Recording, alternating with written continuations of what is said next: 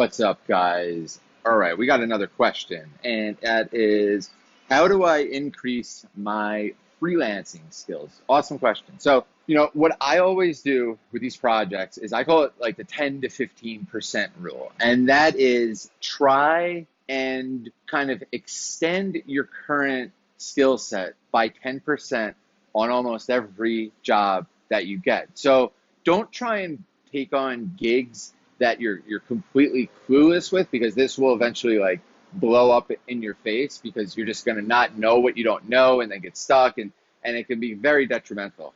And yes, that has happened, but you want to avoid that.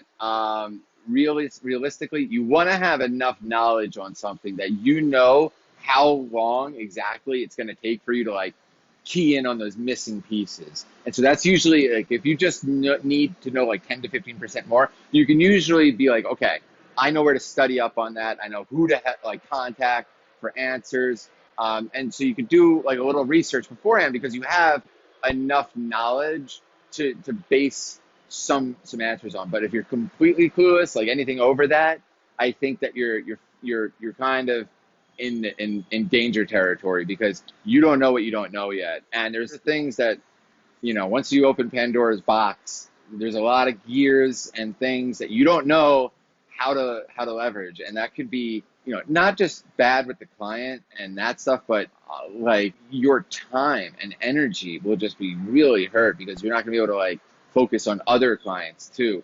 And that's really where you don't want to get stuck, because the opportunity cost and time is really, those are really big.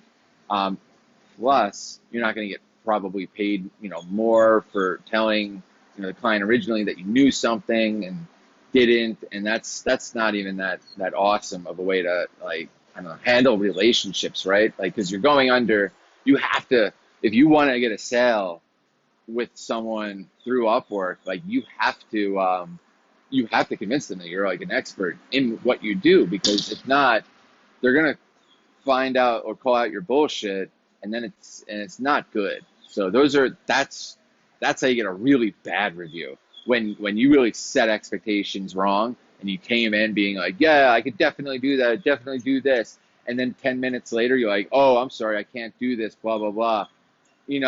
That's happened to me a lot on the client side, right? Like when I hire freelancers, a lot of times they come in guns blazing, Adam, I can do this, Adam, I can do that, and then push comes to shove, oh, I don't know how to do that. And instead of finding out how to do that, they just fail, so those are like, and that could have been a perfect example of when he should have or she should have just invested into themselves, and they could have come out of that stronger with more knowledge, more expertise, but they chose to go through the path of easiness and just duck out on a project and not willing to just rise to the occasion.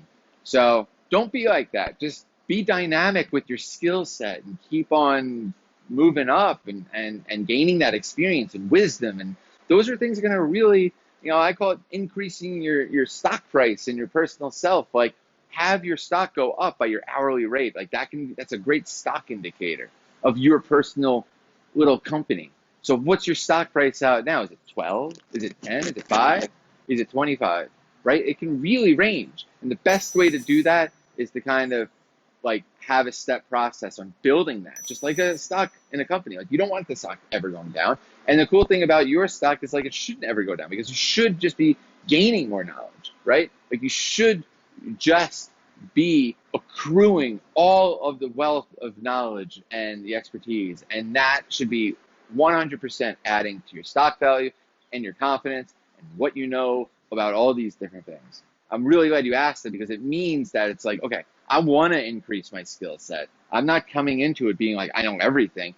I don't know everything. There could be new platforms that I've never used that come out tomorrow that are like what everybody wants to use in my field, and I would have to learn them just like you. So you just got to be willing to start that mode in your brain that says, I don't know everything, I know nothing, and I want to absorb information and use those expertise and wisdom for valuing my time, and then having someone else value that time equally. So hopefully that helps. Thanks so much for the question. Bye-bye.